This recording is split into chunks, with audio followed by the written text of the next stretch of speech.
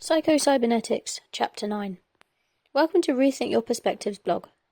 This blog is dedicated to finding, sharing and discussing a variety of topics around the struggles our clients and audience go through.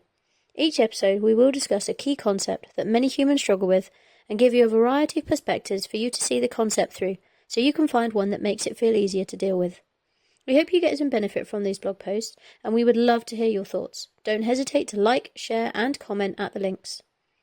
This instalment features a book which was first suggested to me in several of the Thinking into Results lessons created by Bob Proctor and Sandy Gallagher at the Proctor Gallagher Institute, as well as in many of the live calls, mentoring sessions and other videos I have been watching during my journey, and is one that I highly recommend on all of my own live sessions.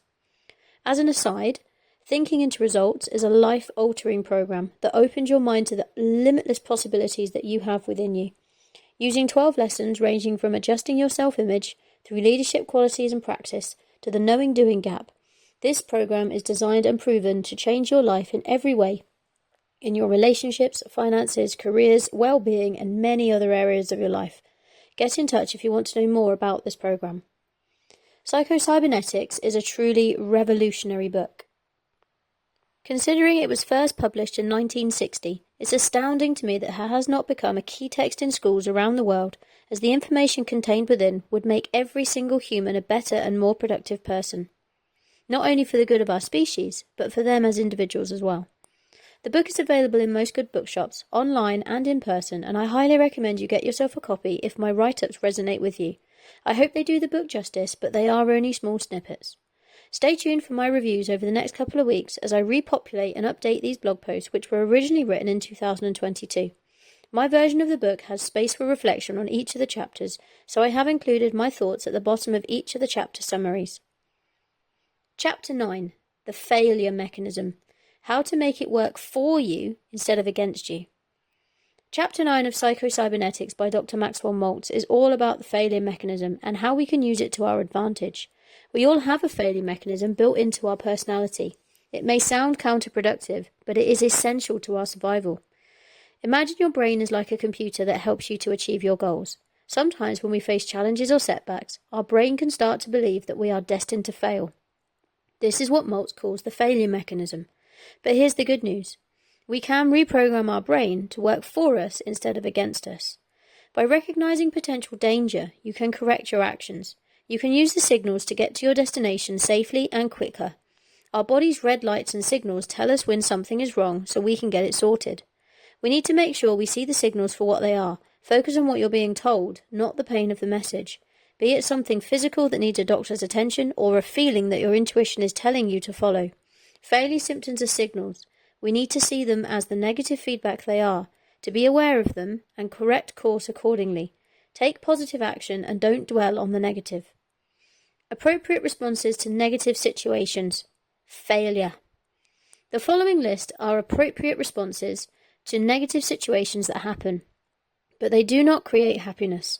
We need to see that they do not work to solve the problem, nor do they offer a way out of our difficulty. Frustration, hopelessness, futility. We must learn patience. Our desires cannot always be instantly or quickly fulfilled. We need to focus on practical rather than perfection. Aggressiveness, misdirected, usually follows frustration. We need emotional steam to pursue goals aggressively. However, we must have a positive release in place to avoid the build-up of aggression, but aggression needs to be directed at the goal or it's dangerous and unhelpful. Insecurity. Our insecurity is based on our belief of inner inadequacy. We get this when we compare ourselves to others or an ideal. As Albert Einstein said, everyone is a genius, but if you judge a fish on its ability to climb a tree, it will spend its whole life thinking it's stupid. We need to always be striving towards a goal. Don't ever stop to defend your actions or beliefs. Just keep working towards your goals. You are unique. There is no ideal to compare yourself to. There is no competition except with yourself. A loneliness. Lack of oneness. An alienation from life, from yourself, is the biggest cause of loneliness. It's created to protect your idealized self from attack. However, you can accept yourself more if you are accepted by others. If you have alienated yourself from the rest of the world, you need to get back in touch. We can be so much more when we work in harmony with other humans. Uncertainty. Uncertainty is a way of avoiding mistakes and responsibility, but we must remember that we progress by acting, making mistakes and correcting course. We cannot correct course if we are standing still. Our self-esteem increases when we can accept mistakes. Resentment. Blaming others instead of taking responsibility for our own part played. Looking for scapegoats, resenting others, feeling wronged. We can't change the past. Only you can stop resentment by choosing a good goal that is in line with you. Then you must head towards that goal, believing that no one owes you anything. You are responsible for your actions and every result you get.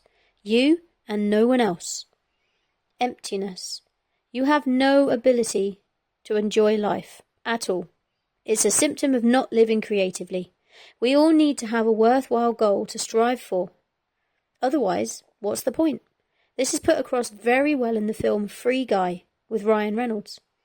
Also, emptiness is a symptom of an inadequate self-image. You feel undeserving of anything good.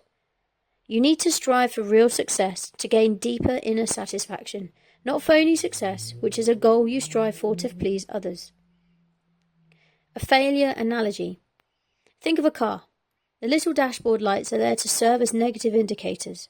They are there as physical notifications for you to check things and keep the car healthy.